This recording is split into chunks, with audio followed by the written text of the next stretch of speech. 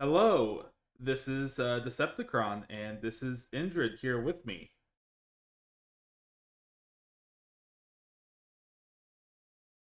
We'll late. We'll late. Yes. I guess we'll begin with like brief intros. Just for anyone new. Yeah. Yes, I do documentaries on grifters online, weird personalities, and Indrid.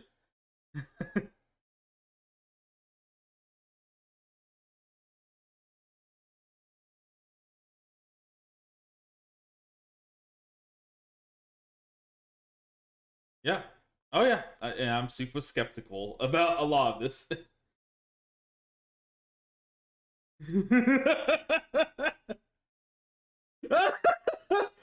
Well, that carried over pretty quick. Holy shit!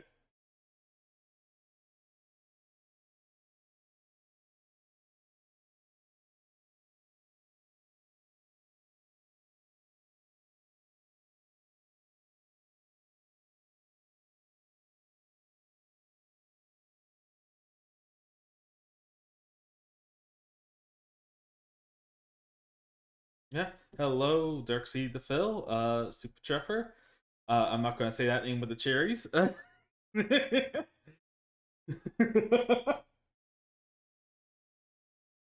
They glow in profit. Yeah.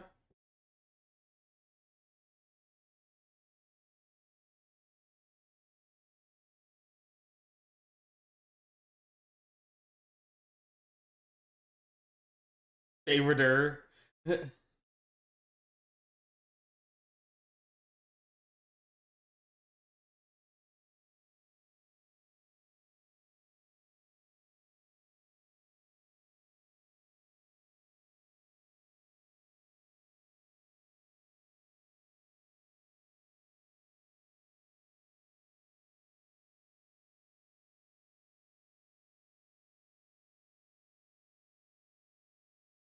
Oh yeah, yeah. It's like I'm very skeptical about most of it. Most of it I don't believe in. Some it's interesting, or it's like I want to believe ghost shit. It always fascinates me.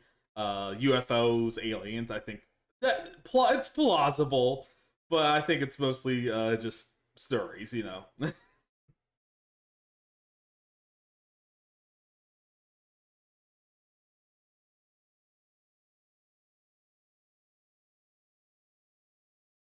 Is injured really needed? No.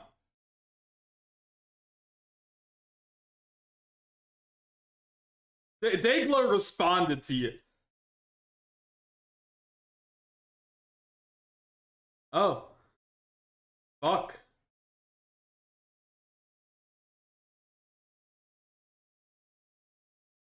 Rip. Disaster stream already.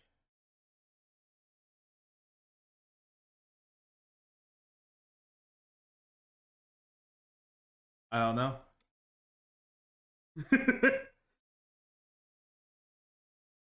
Total disaster.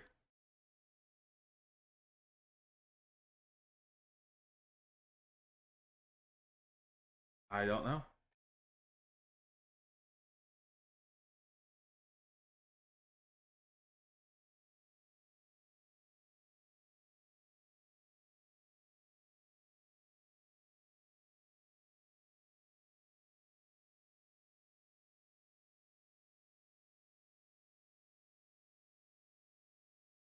Oh, this is a disaster already. Yeah.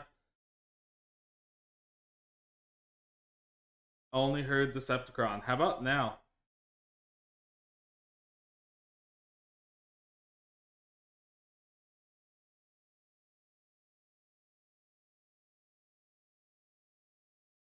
No.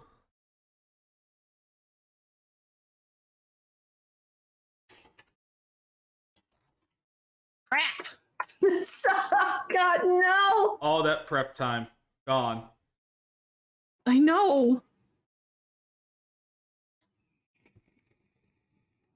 Oh, there she is. Great, great. Okay. Whatever you did worked. Okay, hello. I was talking the whole time. And I was saying like, hey, Davo, profit, that sort of thing.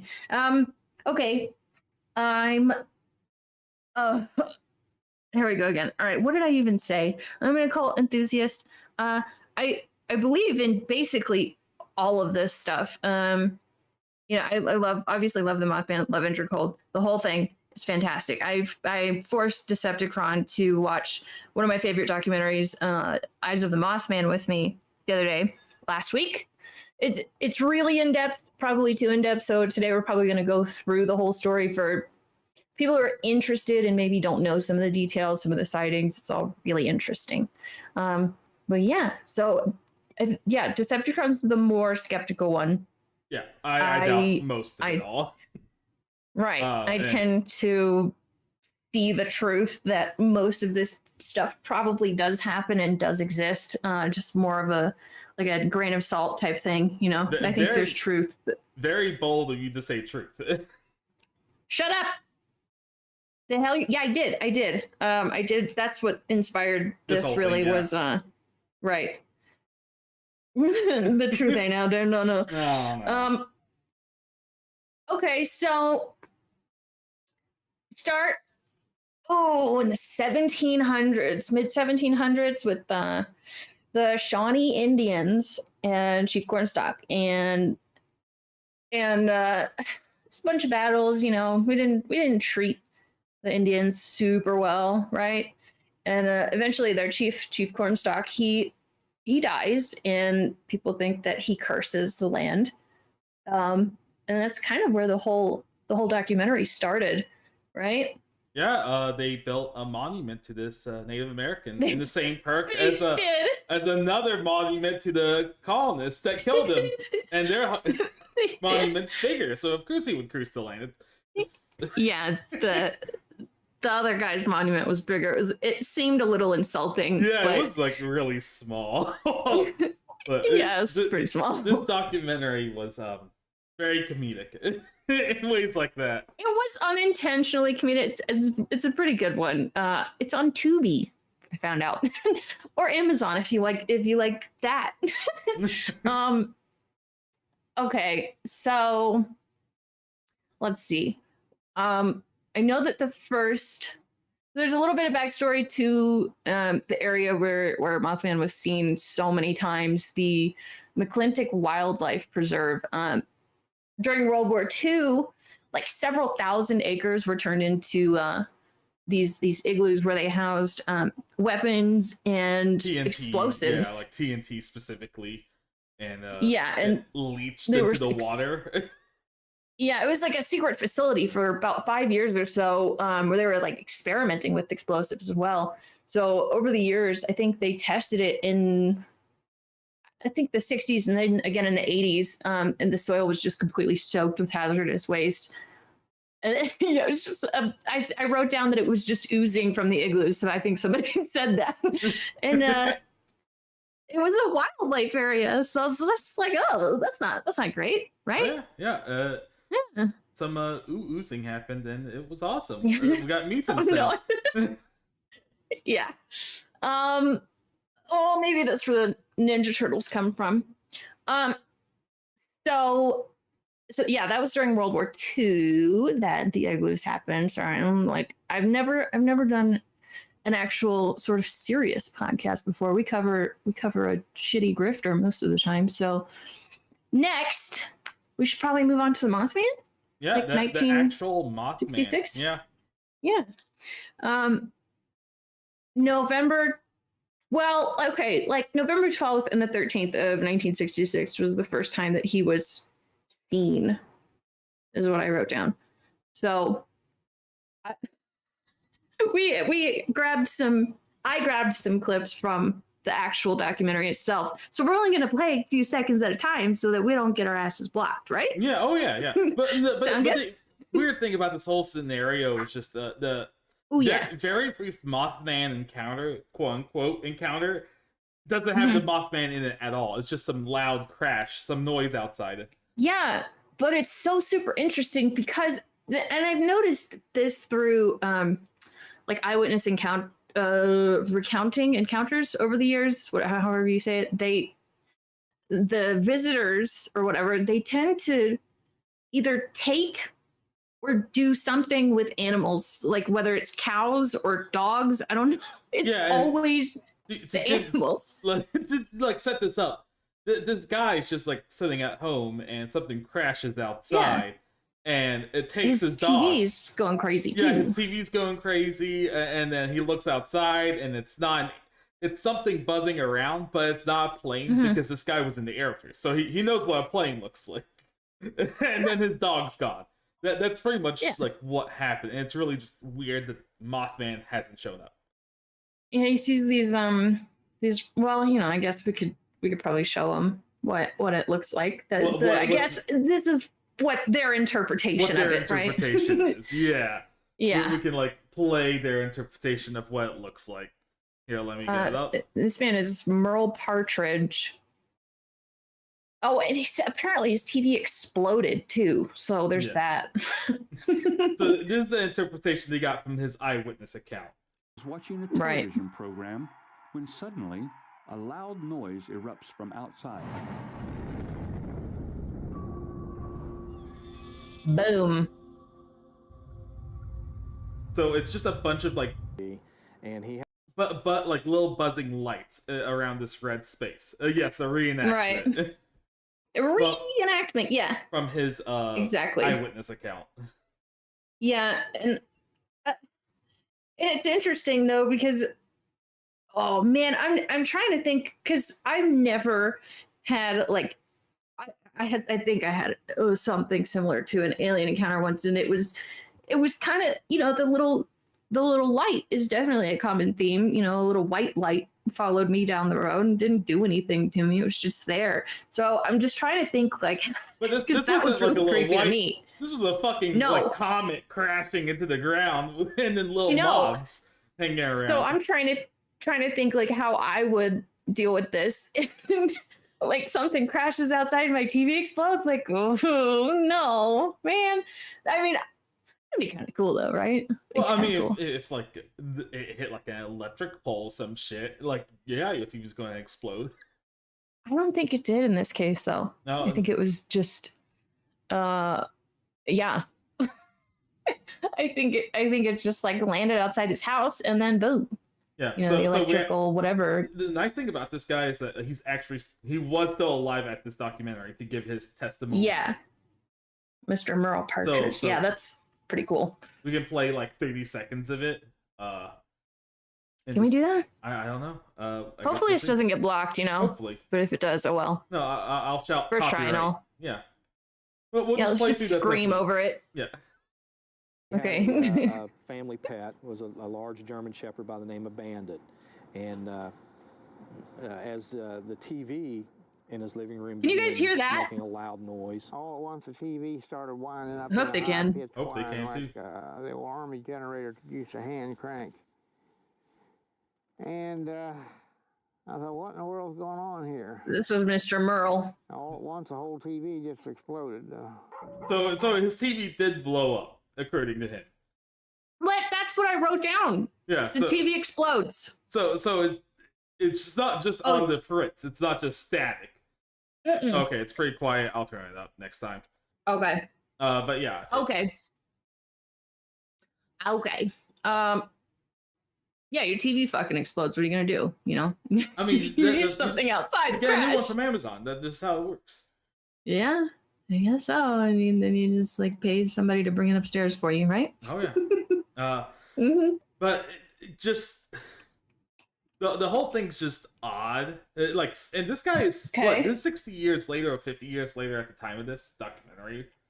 And I think this documentary was like 2012, so 2012, so 50, 45 years later, and he's still recounting this. It's interesting. He's still pretty detailed. Sticking to the same story, you know. Yeah. You know the truth.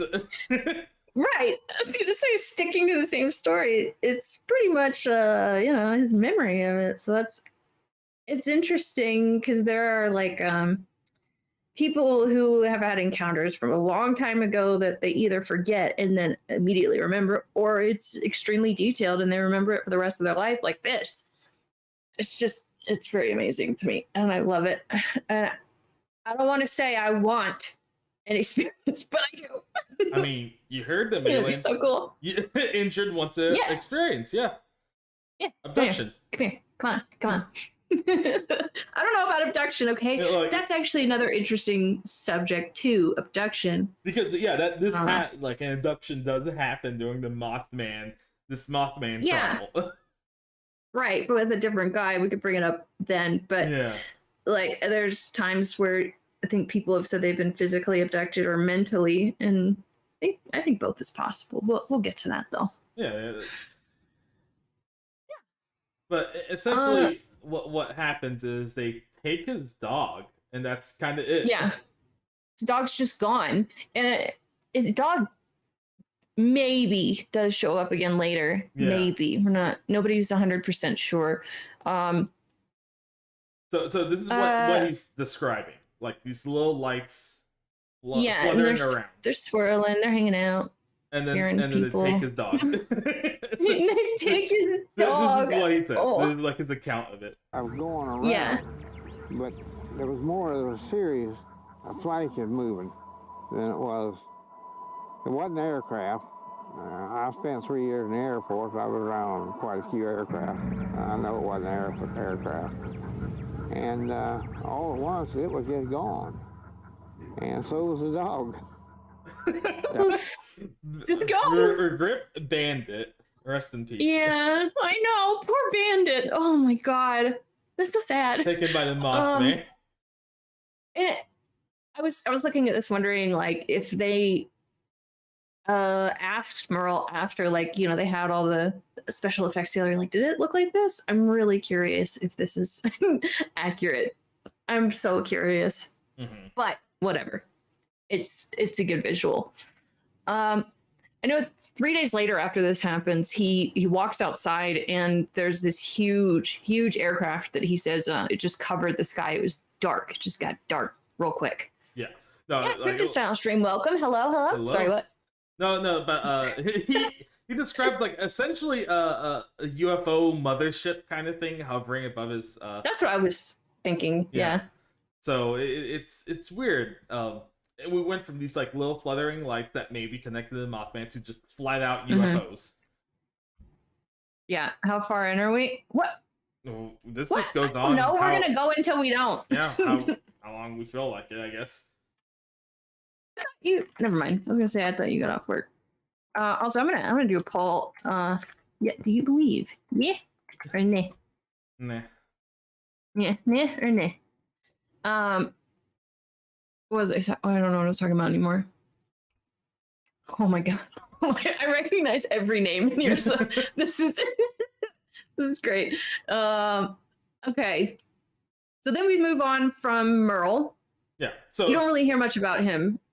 This is pretty much his contribution. That's it. not really much of Mothman, really, but it's just like it's the beginning. It's the crash landing, essentially. Yeah. Oh, how far into the legend? Oof. Like a third, maybe. Maybe. You think? Maybe something like that. Yeah. You can always come back. It's okay. I understand. Sorry, I wanted to answer Prophet. Yeah, we don't hear much from Merle, but it's interesting that it just sort of started with like a crash landing, kind of like any alien movie, a little bit. Well, typically, like with this, like in an alien movie, there's like a crash landing, but there's like some kind of pod, and the first person that finds it gets eaten or some shit. You know, it's like the Mothman envelop. Well, Bandit, I guess, is the tribute. He was the sacrifice to feed Mothman into growing. Involuntary tribute. Yeah, that's terrible. Bandit was the sacrifice to breathe Mothman. Oh my god. Yeah, that's terrible. So yeah, I guess it is like an alien movie. There was a sacrifice. A little bit. Yeah, a little bit. So it's a little stereotypical, but I can dig it. Well, yeah, and I know that. Oh no, I guess it's stereotypical. Maybe it's cliche, but this was the 60s. Cliche. Did they have these cliches yet? You know, like in movies. I know they had Twilight Zone, Body Snatchers, all that shit, but was like Right. alien invasion, crash landing a cliche yet? That like I think so. Maybe. Okay, so he may be like been watching a little bit too much Twilight, having a little too much whiskey, saw some lightning bugs No. outside, and then his dog ran away. I guess that's It'd the be truth. a terrible night. No, I don't think so. But okay, that's so bad. Sorry, Merle. I believe you. Yeah, it was. I mean, it was 66. So that, yeah, exactly. They had it definitely was. There was a cliche about this for sure. But you think an old farmer watched it? I don't know. Maybe he did. But I don't think that's what happened. I don't think he just imagined you say it. old farmer, but this guy was like 50 years younger than he is now. Like, he was young then. Okay. He probably had better things to do than watch Twilight Zone and drink whiskey and stare at bugs. And destroy his TV and lose his dog. That's insurance fraud that he's like committing. Like, he blames an alien for his TV exploding, but he spilt whiskey on it. You know, it's insurance fraud. Okay, this long con is what that is. He's still trying to get that money 50 years later. That's why he's sticking to the story. He couldn't get it, so yeah, he did this instead. He did the documentary to prove it's real. Yeah. So that's the truth. This is insurance fraud. No, I don't believe that. I was just kidding. You're saying that you're speaking directly to the Mothman, like he's watching right now. Yeah, because I want him to say hi. It'd be cool.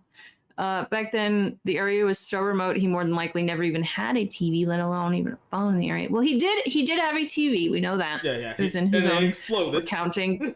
But, like, cable really wasn't a thing back then either. Hello, you. I'm not going to say that name. I appreciate it, but I'm not going to say it out loud.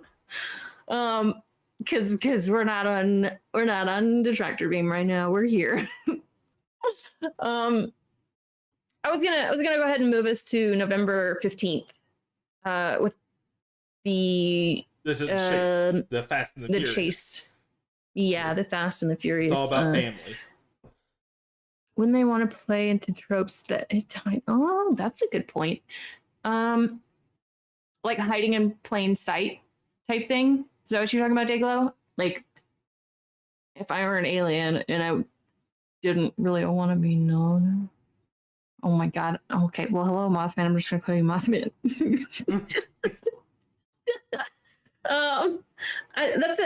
That's a fun thought, though. Like, there's theories that aliens are. Of course, I believe they're already here.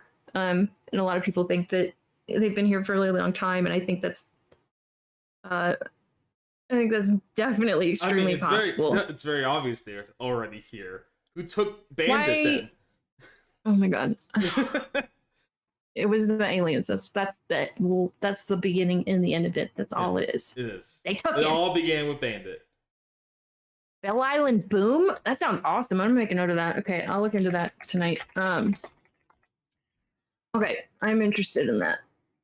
Ooh, another mystery. Cool. Thank you. So yeah, we can move to November 15th. Sorry, 1966.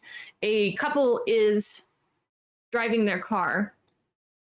Yeah, bandit type persons. They're driving their car down the road. I didn't write down which road because it was a road. Some road by the wildlife reserve. Yeah, near the TNT area or the McClintock Wildlife Reserve. And did they? I can't remember if. So they're driving. Do they see? They see it on the side of the road first, right? Or on the road in front of them, right? Yeah, they kind of see it, and it spooks them, so they speed up. Right, because they described it as an angel-like man, bird-like creature that was about 6 feet tall. Sorry, my phone notifications are on. With red eyes, and so they speed up and they start going really fast, and it starts chasing them and like flying after them. But he doesn't seem to want to harm them. And my theory is that he's just a curious being. Oh yeah, that's why he chased them 100 miles per Well, hour down the road. if you want to get a good look at something, you're gonna go faster, right?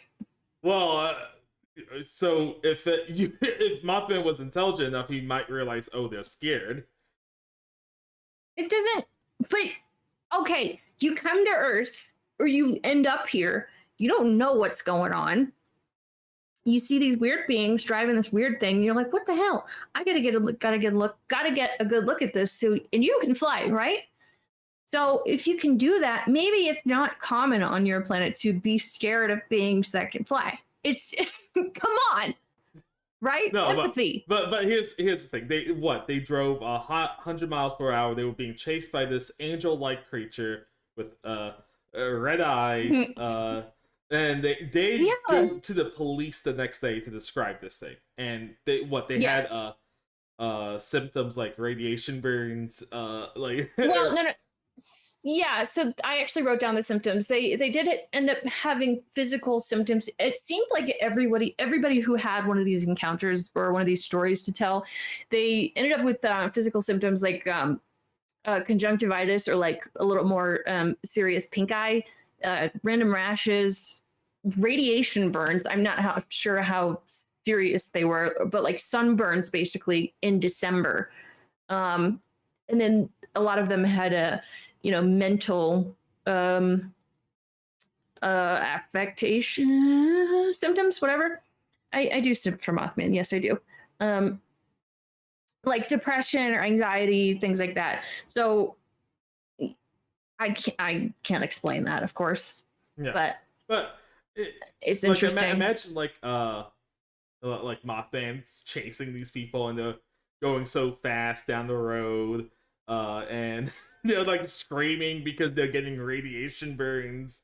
But he thinks it happened right then. Okay. This is okay. I'm following them. Well, okay. So what if you end up on a different planet and you're like, you have no idea what the hell's going on. And maybe he was just trying to figure out his bearings and it just didn't have anything else to do. Maybe he's not like, I'm not saying he's like the most intelligent being. I'm not saying he's stupid. We don't know, but he's just trying to get a grasp of his surroundings. Okay. So I understand that, but typically getting a grasp isn't like literally trying to chase a cur down the road. And then people or beings from other planets, they can have different views of things, kind of like how some people from Earth can't pick up on social cues. Maybe that's maybe it's like something that he thought was okay. Didn't really understand, TNG episode or data. Oh, no, I didn't. I don't watch enough Star Trek, but I should probably watch that one. I did not. But wherever he's from, it probably just didn't make sense to him. Like, oh, they're scared. I should back off. Or I'm really fucking curious and I want to check it out. I think I'd probably be the one to check it out. I'm not gonna like creep around behind bushes, just like waiting to get a glimpse at a different being. If I can fly, I'm gonna go look at him. So you would willingly frighten the native wildlife if I didn't know better. If you didn't know better, yeah, but you do know probably. Better. But I don't. If Mothman like interstellar traveled over here, and that's the thing. We're assuming Mothman's an alien-like creature because of the crash a couple days prior.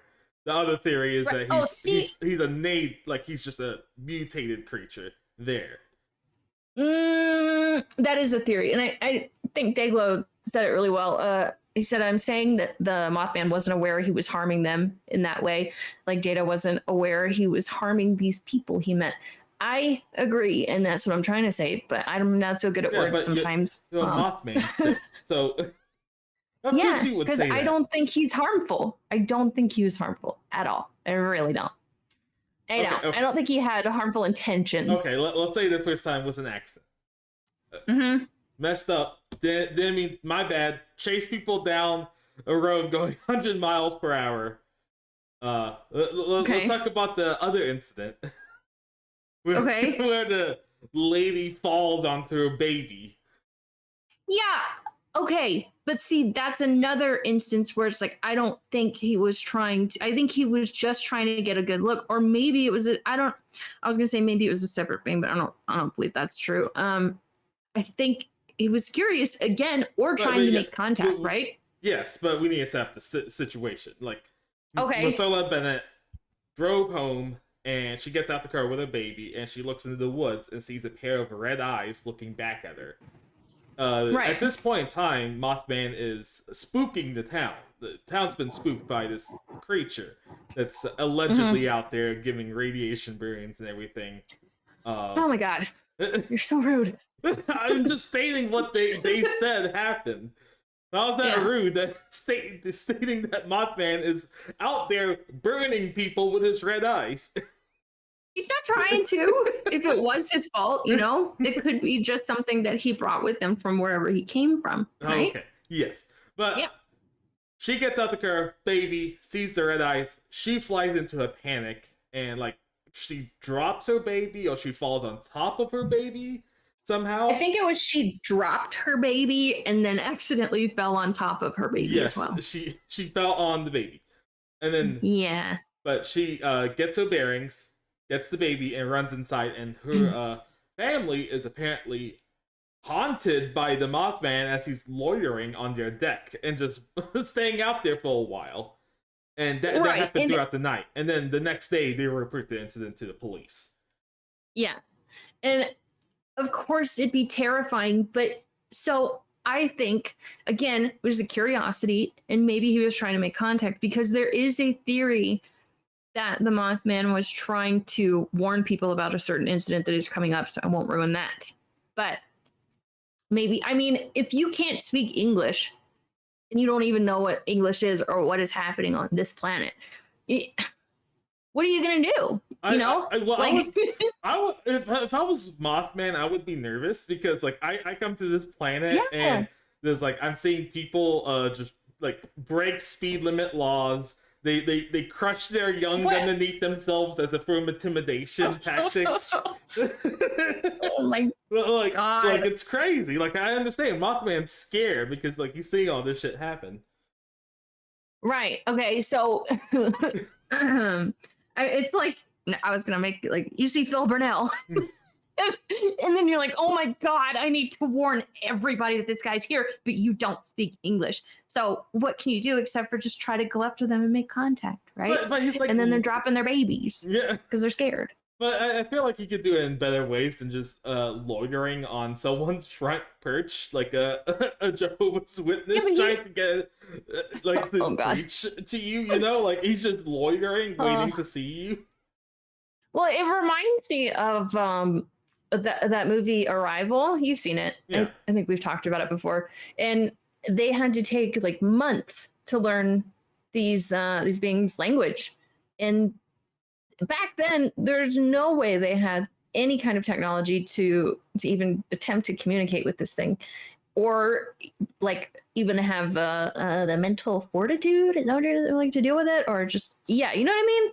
I don't think I'm saying it right, but they didn't have any of this stuff back in the 60s. There's oh my god, monster. No, you're right. They didn't have those things, but they had exploding TVs. Apparently, Mothman was communicating through that. I don't think that was. I don't know if I actually think that was Mothman. Maybe something else. I'm not sure. That's just where everything started, right? Because this story, I think, has three main components: Mothman, Indrid, and we'll get to the Men in Black as well. I got some interesting theories on that too. I still need to read the damn book, but yeah. So I don't know where I was going with that, but there you go. So then we can move on a little bit to There's one last thing I want to bring up. Sure. Apparently, during one of the chase scenes, they find a dead dog in the streets, and it's presumed to be Bandit, apparently. Right. And I don't know why they couldn't just. Why didn't they take a picture of it? Well, 1966. Never mind. I'm stupid. And I agree with Dayglow. he said energy levels could overload the TV, but it wasn't the Mothman. I think that's true as well. I think it was I think it had more to do with Indrid, personally,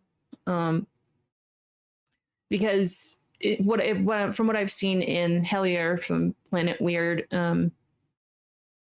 Indrid's been here for a long time, since around this, from when this all started. I mean, it could be something else. There's a lot of weird stuff happening then. But I wouldn't be surprised if we ever find out one day, Indrid stands up and goes, "Yeah, I blew up Merle's TV." No. No. Sorry. Indrid's dead, according to recent reports.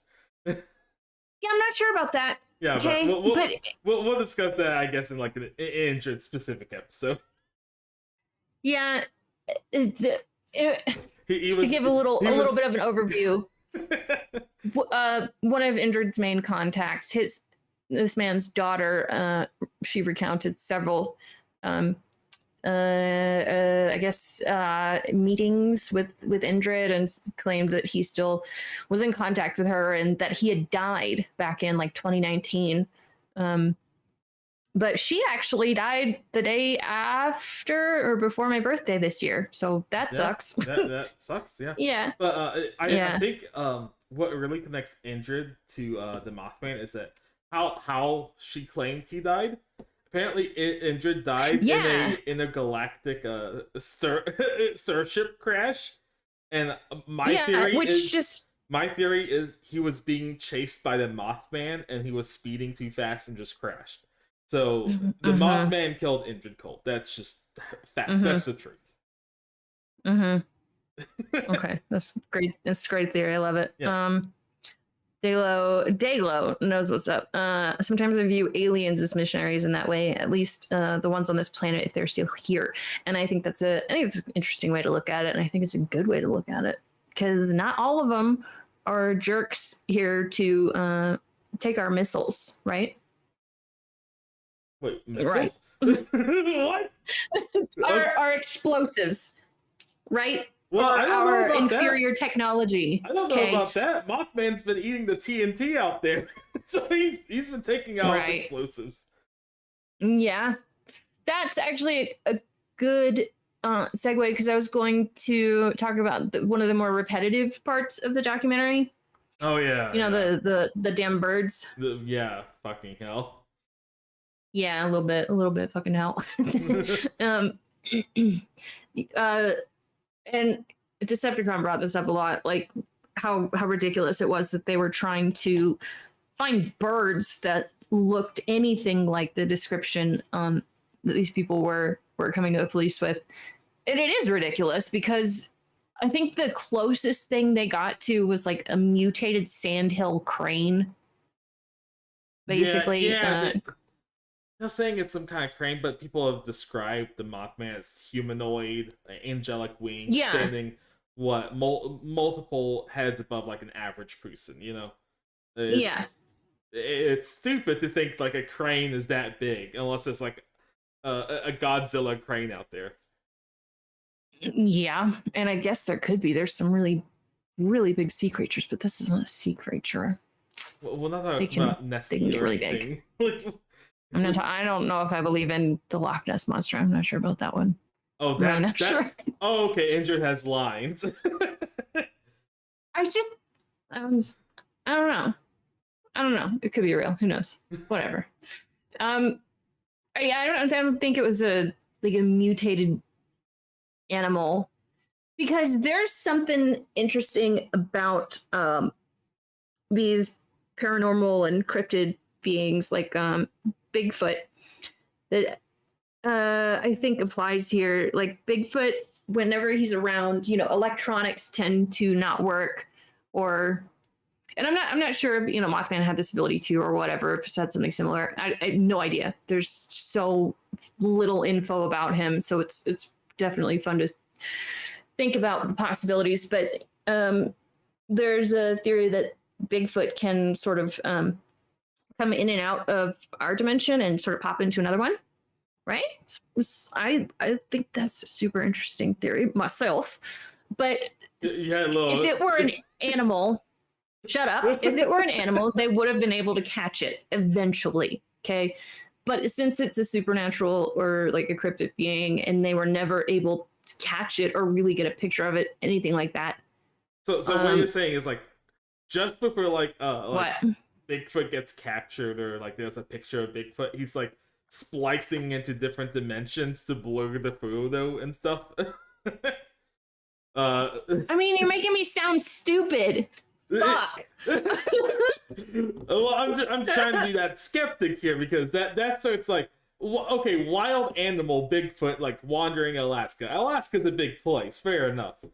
But you also tell me he's like opening wormholes to other dimensions now. I'm not saying wormholes. I don't know the term for it. Okay, and Dayglow, that's interesting. What was the that bird they thought it was? The like the Jurassic sort of bird. It was like Pterosaurus. Oh shoot, it was pterosaur. That's what. Pterosaur. Because there were multiple people that claimed to have seen a pterosaur, which I looked it up. No, I'm not sold on that either. It's out there, because the big thing about like what everyone claimed is that it's humanoid and has red eyes. Those are the two big things. Yeah, they call it Mothman for a reason, you know. And all of the accounts were so similar and like eerily similar, and the cool thing I think about this one, because I mentioned I thought I was going to bring this up like periodically, was liminality and marginality tend to play a huge part in any paranormal case, whether it's ghosts or whatever.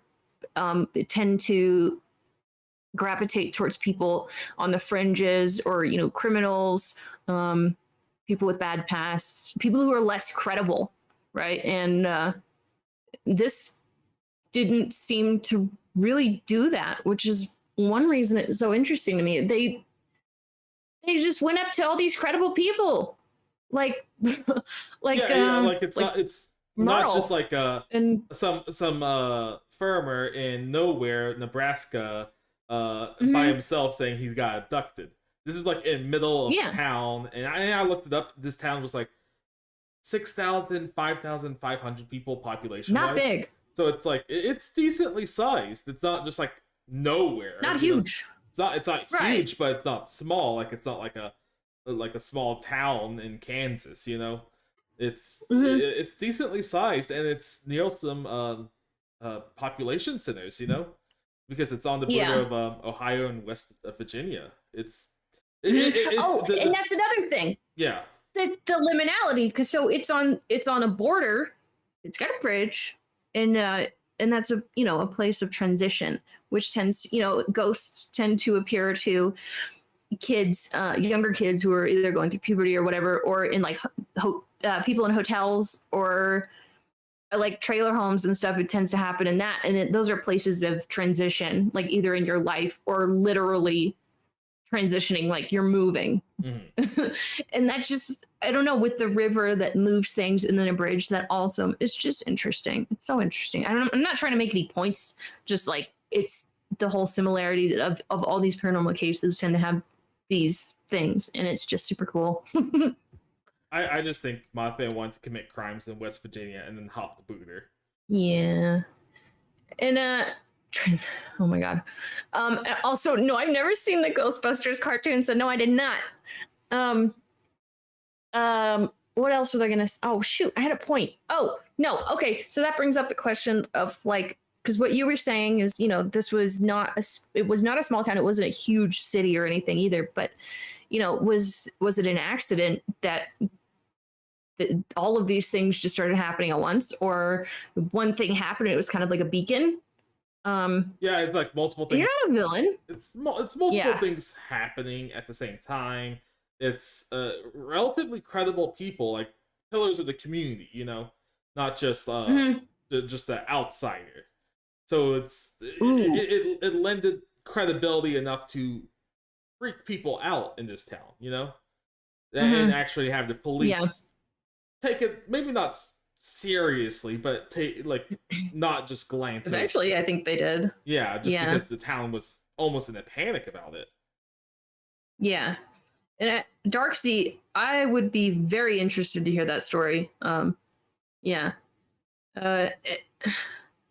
Something not okay. Either it was all an accident or coincidence, or something not normal was happening. See, then there's the word synchronicity as well. I don't know if I know that Dayglow is familiar with the word synchronicity.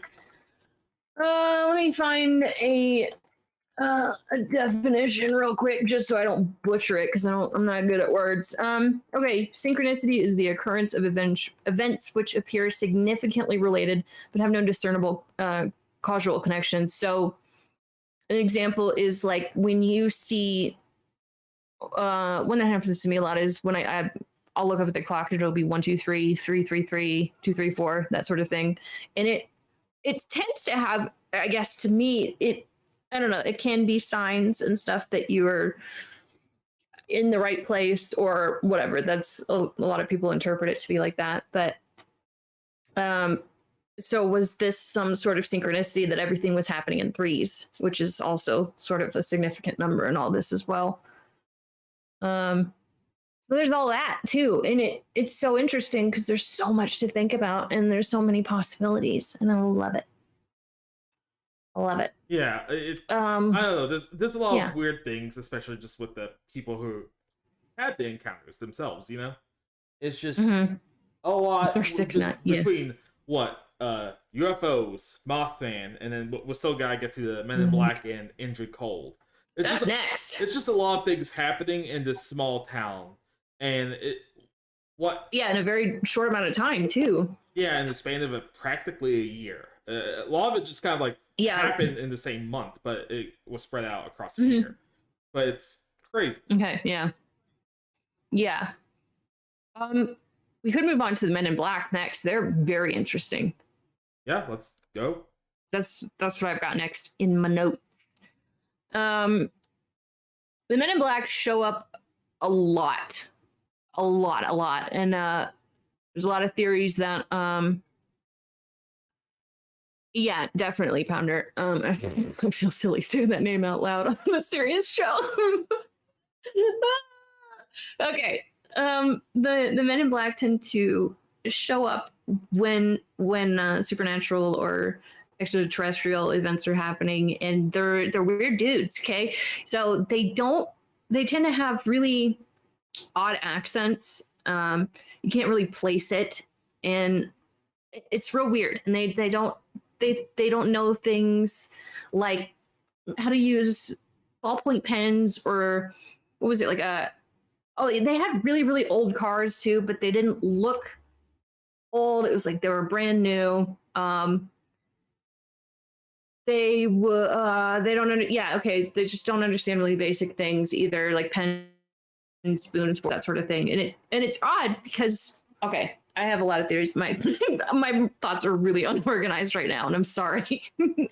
From reports of these people in Point Pleasant, they just didn't seem to belong, and there was one woman who was printing these stories in the paper, and they show up kind of curious about what she's been printing, and they would try to force silence on her. So that brings up the question, why would they do that?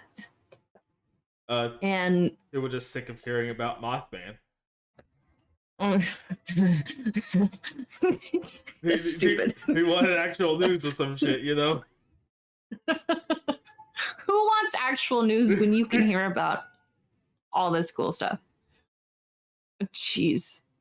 That's gross. Then there's a theory that I had realized during a Bigfoot encounter that I'd heard, that a lot of people actually think that they're not extraterrestrial beings, but they are sort of like the Freemasons. They're like a tribe of government people, basically, who are meant to keep silence for, things that happen like this, which is kind of scary. The way you say that makes me think I agree, Pit Lord. The way you say that makes me think of them as like almost like zookeepers, but for like the supernatural, and Kind of. they just Yeah. lost Mothman, and now they're here to catch him and wrangle him back into whatever's underground zoo facility they have.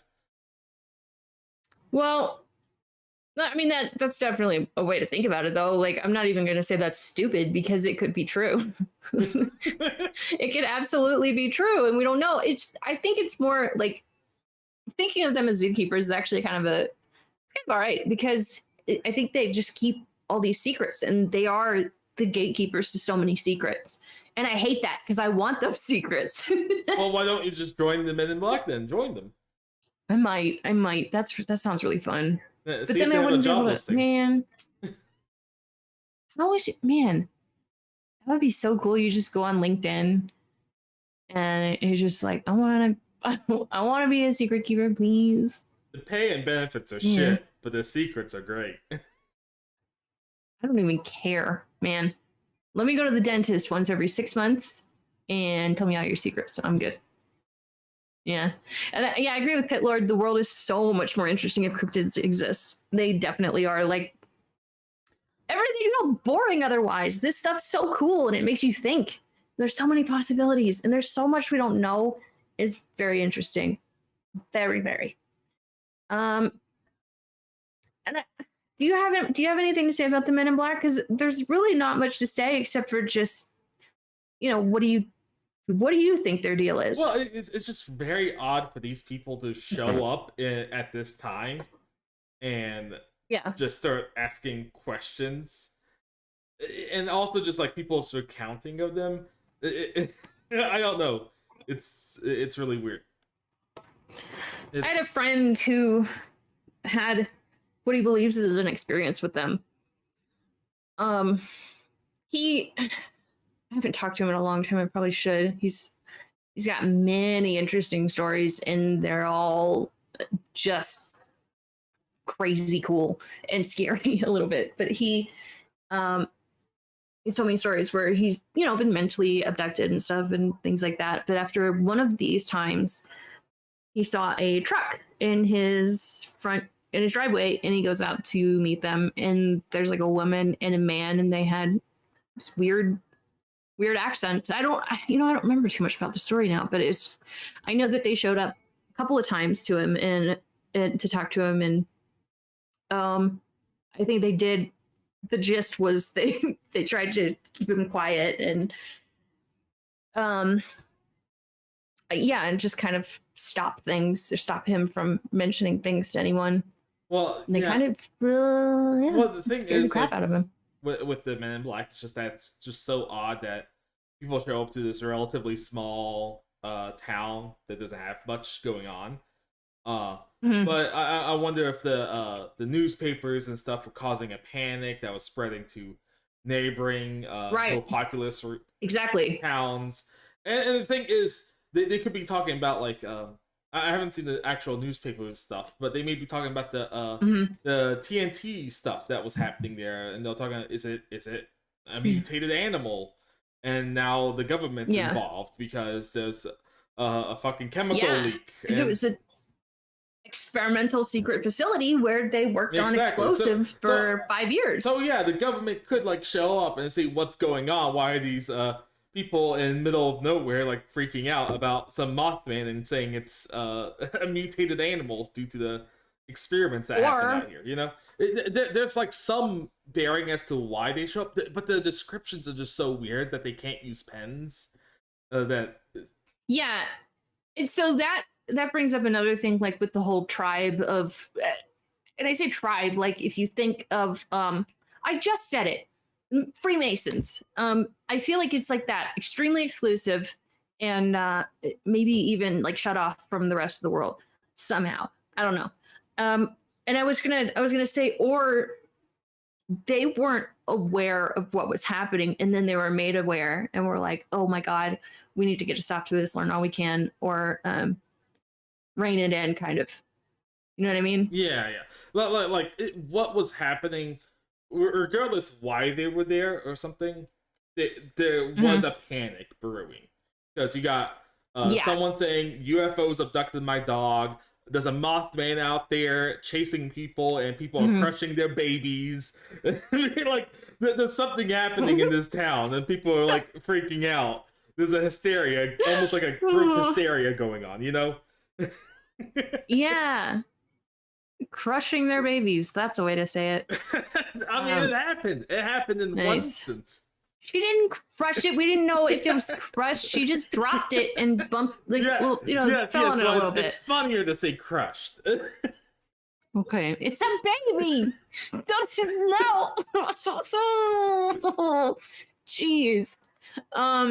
Also, hi Arca. I'm glad that this brings back some nostalgia. This kind of stuff's always fun. It's fun just to so talk much. about. There's so much of it.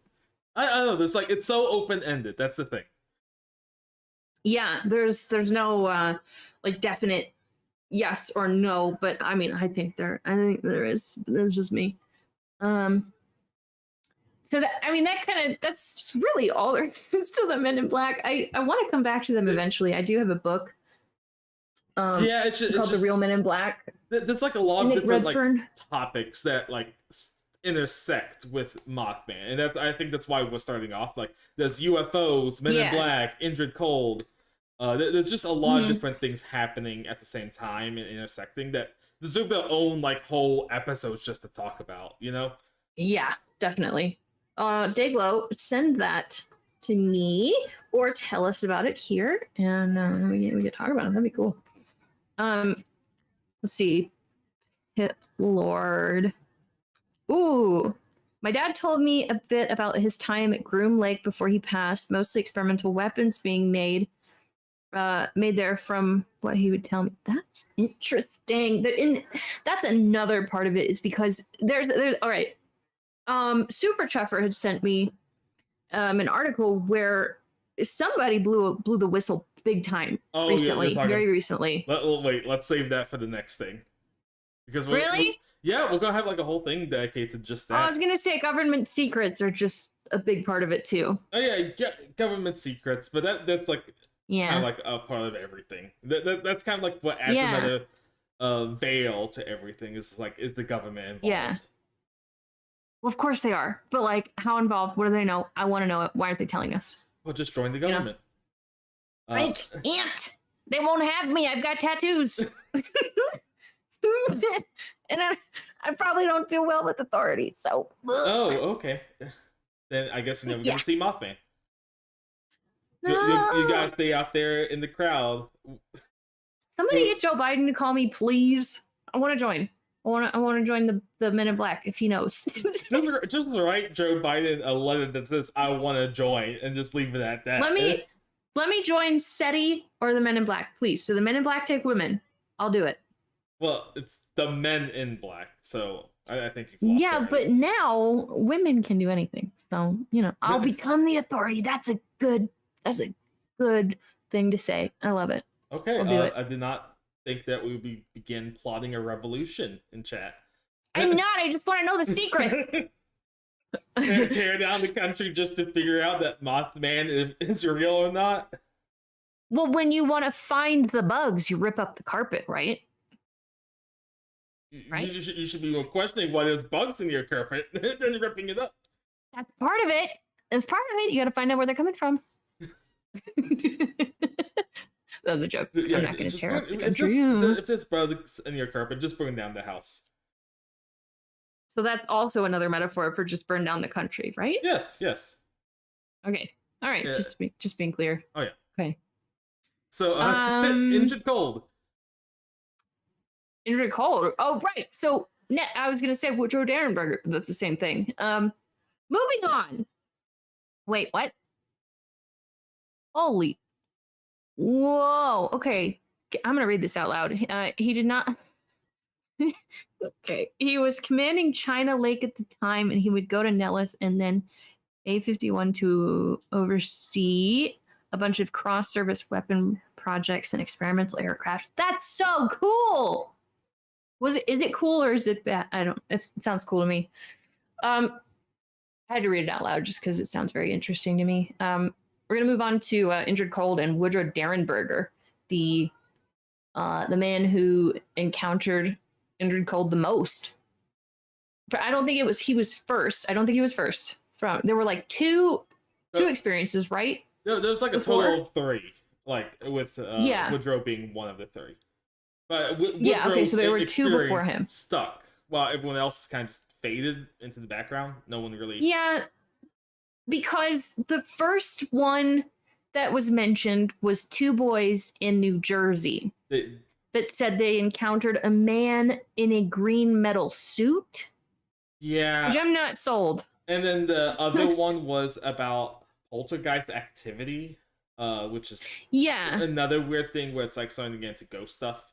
I don't know. It's a lot of weird things going on with Indrid Cold, but I guess we'll just focus on just the Woodrow Derenberger one for now. Yeah. I guess we can jump into definitely the other 2 instances later.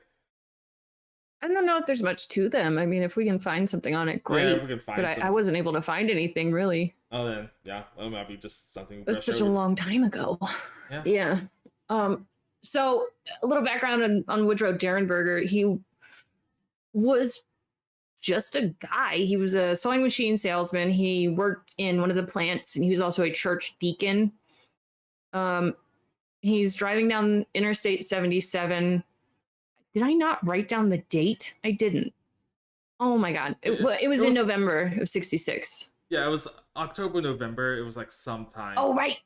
It was like beginning of November. Yeah, it was very early in November or very late in October, something like that. And it was prior to the Mothman encounters and the very first Mothman instance of Bandit getting kidnapped or dognapped. So Indrid showed up prior to Mothman. So there's maybe a theory that they're connected. Yeah, I think just the thing that sparked everyone was the whole Bandit thing and Eugene, or I keep wanting to call him Eugene, Merle's story. He's driving down the road on Interstate 77 and he sees an aircraft or something, a UFO, like stopped in front of him, and I think he slows down, and Indrid's sort of like, what do you say, like beckoning or being like, "Hey, I need to talk to you," sort of thing, and just like waving at him to come here. Him down, hailing him down, so he stops. Like there you go. Yeah, basically, you can think of it like that. And so Woodrow rolls down his window, and Indrid comes up to him, and this was the description that he gave of Indrid, is that he was around 35 years old. He has dark hair, average height around 6 foot. And what's interesting, though, is he spoke telepathically and was always smiling, and he was very friendly. I do have a description of his aircraft, I guess. He said he drove a long cigar-shaped object, which is also another common theme that you hear with alien encounters, is long cylindrical aircrafts or whatever. I don't know another word for it. I'm not a thesaurus. And there's a quote here that apparently Indrid had said this to Woodrow Derenberger the first time that they met. It says, "I sleep, bleed, and breathe even as you do." So that's weird. Yeah. Probably should open with that if you want to calm someone. I mean, I don't know. So if I'm being spoken to telepathically, I might just accept that they can bleed and breathe, you know? Is that just me? I don't, because it's already really weird, okay? If you're driving a long cigar-shaped object, yeah. Well, and you come up and talk to me. Well, it's just like, it's not just assuming, but it's like him saying I sleep and bleed and all that. That's like stating the obvious at that point, where it's like we don't know that. I don't know, but it gets creepy where it's like you're stating something like what seems to be obvious, you know? Like I assume you breathe and bleed.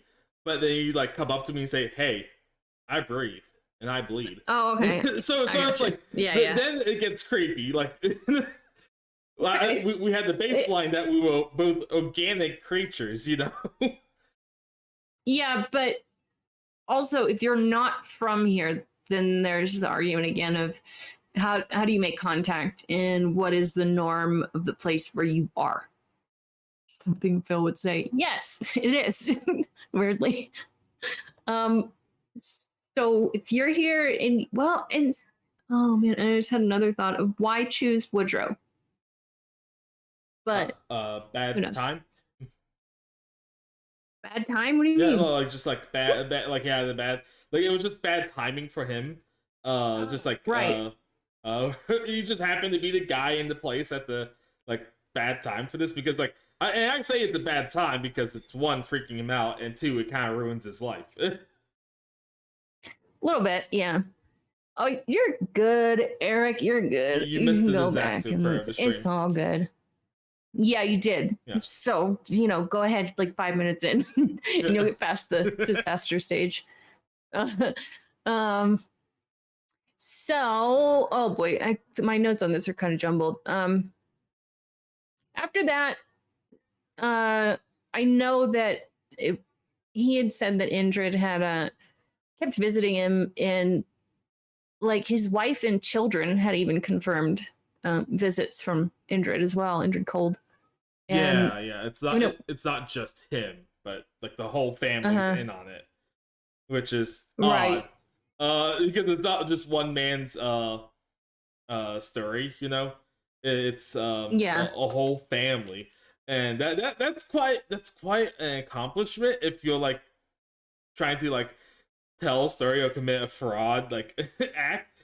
Like, okay, maybe the wife, but why the children? The children would ruin the whole thing, Yeah.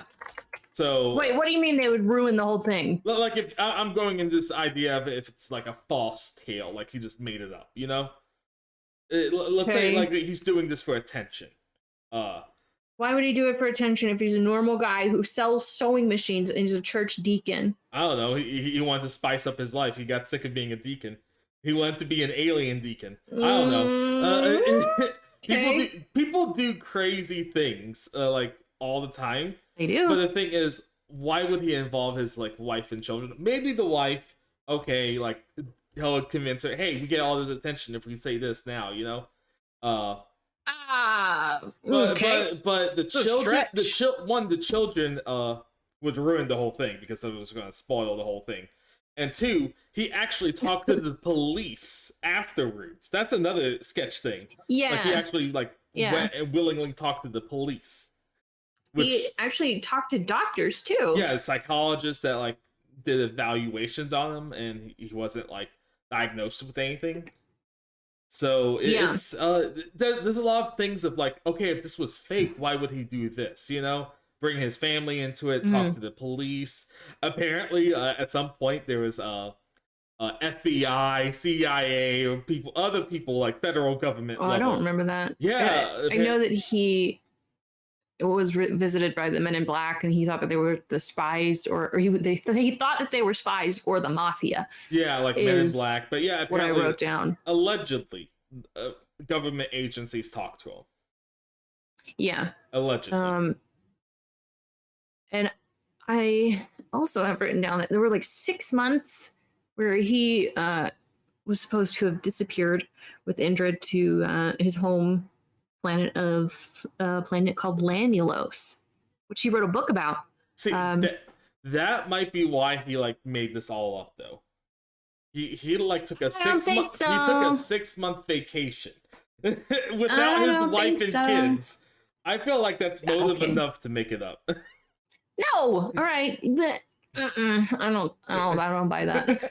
I don't like it. So I don't like that theory. This whole story lied to the police and the government just so he could get 6 months away from his family. That's a lot to do just to get 6 months away from your family, right? Oh yeah. But I think that's the funniest explanation of all this. He made up this whole thing just for a 6 month vacation. But all right, so after this 6 months vacation, he writes a book about his I think it was my travels to Lanulos or something. Yeah. I can't remember the full name right now. Yeah. And he describes Indrid's planet as a little bit inferior to hours. Yeah, I guess it does depend that's how a hot terrible they are. guess. Yeah. Like you show up to another man's Terrible. planet and it's like, this is a shithole. No, we got apparently nukes no. back on Indrid. Earth. Indrid is no. Shut up. Indrid says, we're less technologically advanced than you. This is what I remember from being told about the book. I haven't read it. Disclosure. I probably should. I don't like to read. And they're just kind of, they're just a little less technologically advanced. That's all I know. But then it's like, how did they get then how there? are you on Earth? Yeah, what's going on? Maybe they specialized in space travel, but they don't have nukes or something. Maybe. It's probably for the best. No, Indrid came for the nukes. That's why he's here. Oh, okay. Yeah. Right. But no, it's weird that stating that he's less technologically advanced, and then he's here somehow. That's a really odd part of the story. It's confusing for sure. It makes me want to see Lanulos. I've heard that it was really pretty too, from what Woodrow had described. I don't exactly remember what. You say that like you heard someone describe their vacation. It's a very pretty place to visit. Well, it might be. You've never been there? No, I haven't vacation in Lanulos. I don't have 6 months off to do that. Okay. Well, you need to do the long con then. Get married, have kids, and then make things up, right? Oh yeah. Smart. Yeah. No, I have to become a deacon first as well. Then I do the scam. Exactly. So have fun doing that. And then later on down the line, I guess when Woodrow comes back, he keeps receiving messages from Indrid telepathically. It left him with migraines, and I think depression as well, some bouts of anxiety. Like this whole thing with Indrid kind of like ruined his life and his family's life. Yeah, it did. They were getting mysterious calls, maybe from Indrid, maybe not. Like threatening calls. But some of the calls were like beeps or static or even silence, and they were happening so frequently that it couldn't have just been prank calls. Yeah. Well, they also like unlisted their number or something or disconnected it, and they still got calls somehow. So that lends to like the paranormal aspect of it. But it's just whatever they did, and because they talked so much about it, kind of like ruined their lives. Because after this, he had to move. He got a divorce. His family kind of like split apart, really. And his whole life fell apart. Yeah, because of Indrid Cold, or his belief in Indrid Cold. It's kind of crazy. That he would dedicate so much to Indrid Cold. Like if this was just all a fake story, just to get a 6-month vacation. Yeah, there's he gave up. And then he never everything. Changes his story. Yeah, and so he became kind of some kind of local tour guide to talk about Indrid Cold. Like he would show people where they met or something. And then he just that was his life. And then at some point he just kind of gave up on that and just disappeared into obscurity and died in the 90s. Yeah. It's really weird. There's a couple of pieces that you left out. I know that shit. What was I gonna say? Oh, like when he visited his psychiatrist, his doctor. Yeah. After that, his doctor starts receiving telepathic messages and getting migraines and things. Yeah, his doctor got that. Also, there was hunters that stopped by and saw Woodrow talking with a figure that looked like Indrid Cold, or someone that he described as Indrid Cold. So it's pretty interesting. So it's other people have encountered it, like his family, some random hunters that were there to kill an alien or something. Well, they were so fascinated. They really did want to try and kill an alien. So they're just watching Woodrow's house, waiting and waiting and waiting for something to happen, and then they see. Yeah. Just a man comes up and and they don't think of anything of it, and they just leave. Well, it just lends to Woodrow's credibility at that time in the community, that Hmm. two hunters were willing to go out there with guns to shoot down an alien. Like, people Yeah. believed him enough. Like, he had credibility in Point Pleasant at this time. Hmm. So, like you said, he had a family there. He was a deacon. It's really odd that someone like this, who's a pillar of that community, will suddenly start making up, I've been visited by a human-like Yeah. alien that telepathically communicated to me and gave me migraines, and then I went to his home planet for 6 months. Yeah.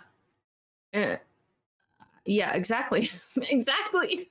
And I think they wanted to see either Indrid Cold or the Mothman, and they just went to go check it out.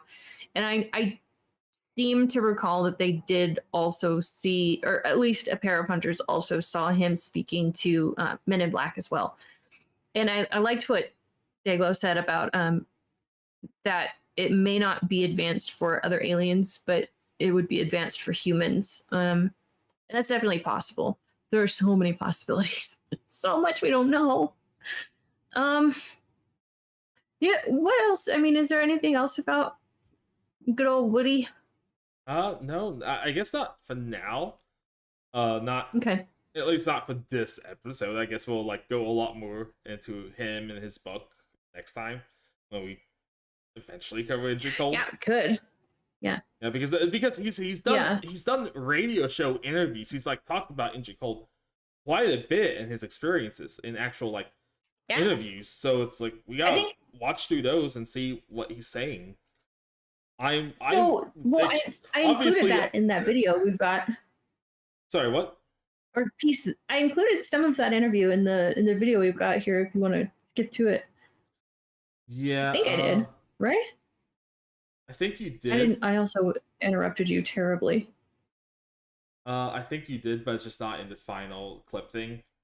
Because he was talking in the interview, but it was just audio only, but there's actual video of the interview. So we can get that next time. So I think I cut out just the audio because it was just like over black screen. Not really much happening. Okay. I think it was like a picture of him talking to someone. But Woodrow Derenberger's ending is a fairly sad one. He divorces his wife, ends up moving away, and just kind of gives up. Apparently, he did move back to Point Pleasant in the 90s, and eventually, he dies. Yeah. Which it's very sad.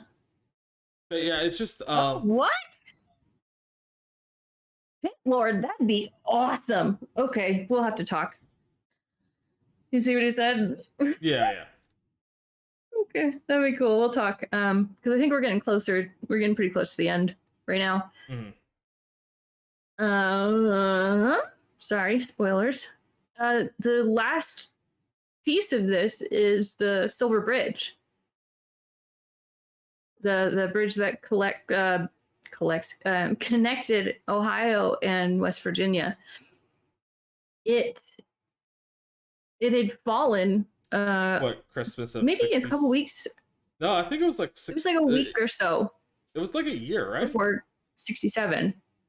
Yeah, it was a week before Christmas in 1967. So yeah, it was right. Yeah, bad timing. Christmas time. It was.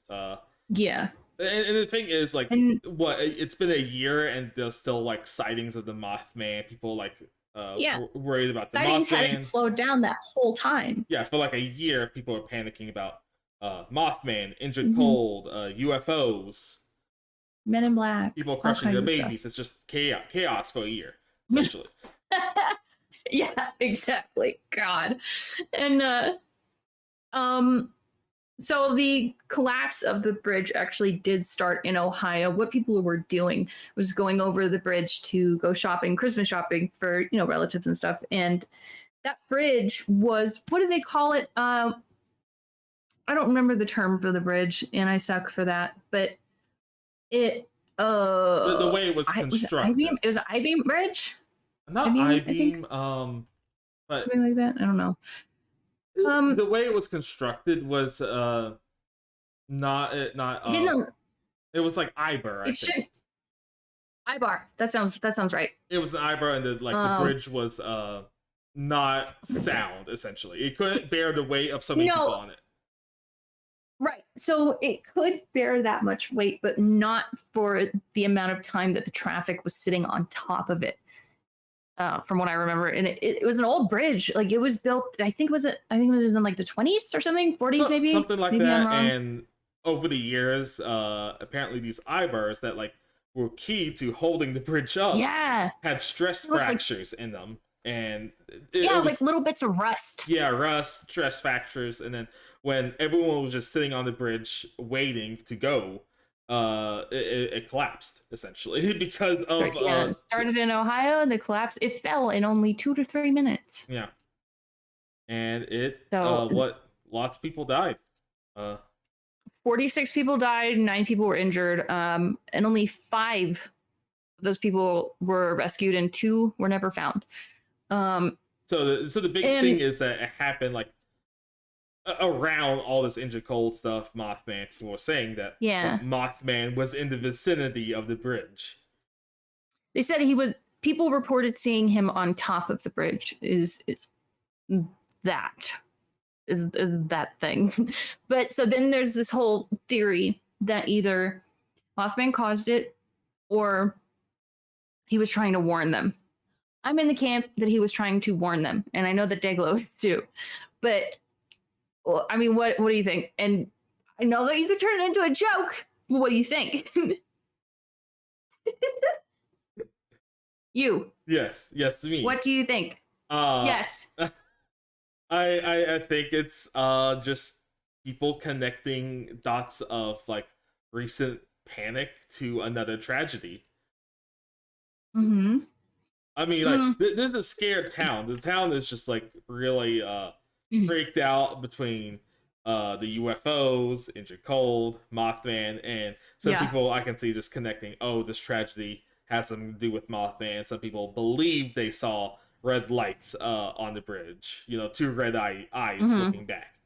So it's like right, it's or possible. just Observer too. Yeah. Yeah, it's possible. It's like they saw something. Yeah. But at the same time, it's like they might be just in the panic. The tragedy just happened. They're seeing things. Or maybe Mothman. People do like to try to place blame on other things as well. Yeah. But then that brings back the whole synchronicity thing of it could be unrelated. And then there's the whole liminality, marginality thing, the liminality, the moving places and and that exactly, Dayglow, they can be influenced to say something that's true. They want to find reason to it, because explaining an eyebrow stress fracture to like people who don't understand anything about engineering is difficult, So it's like how does this big bridge that handles all this traffic every day collapse all of a sudden? Yeah, it's been here for 20, 30 years, and then boom, it's gone. Mothman did it. He sabotaged it. Right.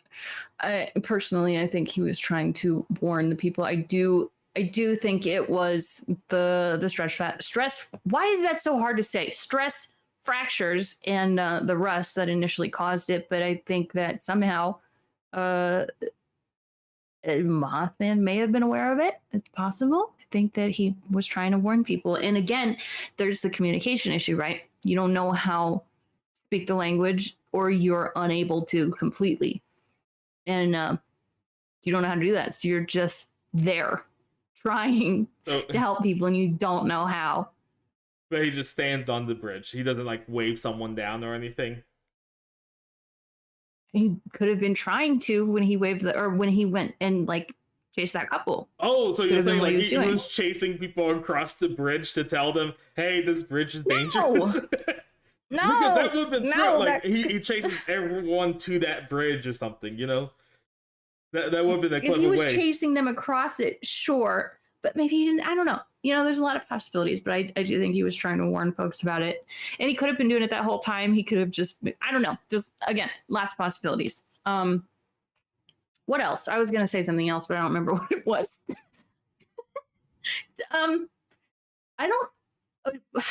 do you have anything, I mean, left to say? I think we're sort of coming to the end here. I don't have anything in my notes after this. It's kind of like where the Mothman legend just kind of drops off, or like just stops. Right.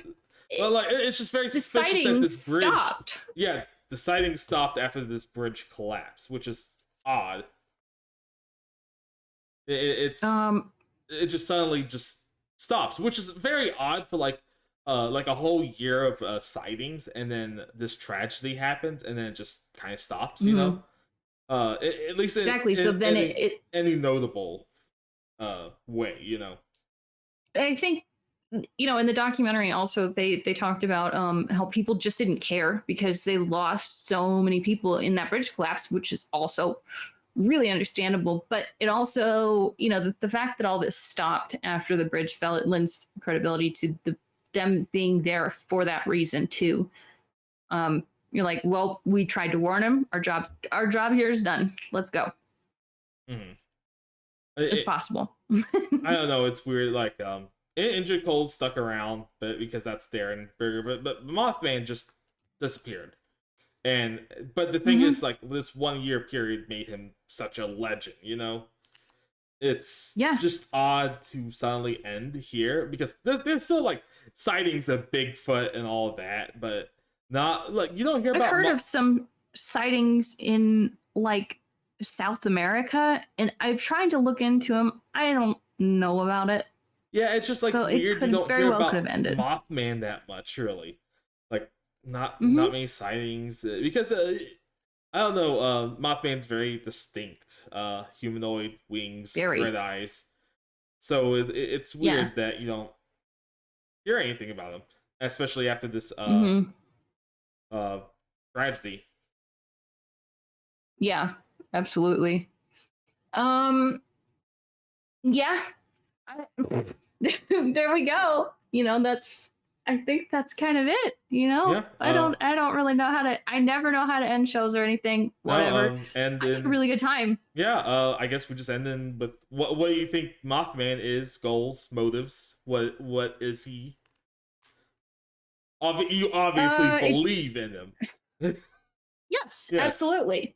There's so much unexplained. Like someone earlier had said that, like, I think it may have been Eric or Spitlord or something, that said we haven't even explored like around 10% of the ocean on Earth. There's so much that we don't know. There's so much happening around us that a lot of people are intentionally ignorant of, and that's fine. You know, it can be scary, and things that you don't understand are not often easy to accept, but it doesn't mean they're not there. And there's also a lot of people intentionally keeping secrets from, you know, the public. I'm not a huge person on conspiracy theories or anything. While they're fun, there is a lot of truth that is being hidden from a lot of people. That's just common sense. So the fact that we don't know what happened, and we probably never will, it's all just really interesting. I do think that Mothman was here for a reason and was trying to warn people, and the Men in Black were trying to either keep the story silent or find stuff that they were unaware of. And I think Indrid may have just been a byproduct or a symptom or a coincidence or a synchronicity, you know? Mm-hmm. Yeah. What about you? I don't know. It's like I don't believe really in the Mothman, but I think something happened out here. There's like too many coincidences, you know, like too many weird things going on at the same time.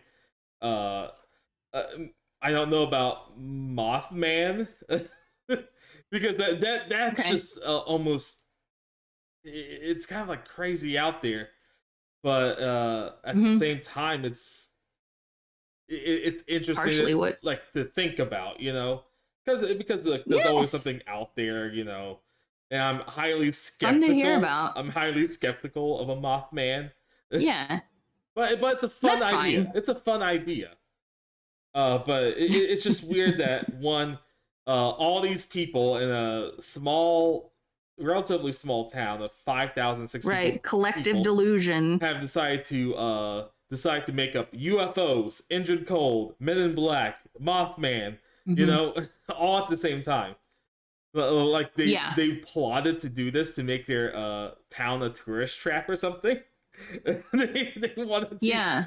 like it's just very odd. And the thing is, like when you have like these big conspiracies, like oh they all made it up, they all organized. The problem is with that is like the more people you get involved, the more like likely someone's gonna snitch. Someone's gonna like spill the beans at some point, you know? Yeah. So it's like I doubt it's Exactly. made up. I think they actually believe some of this stuff was happening, but I doubt what it actually was. So, Yeah, I can see that. So I believe that they believe what they saw, but I doubt the reality of it. Okay. Maybe in a few shows we'll find something that'll convince you. You'll probably like convince me with ghost shit because that gets to me.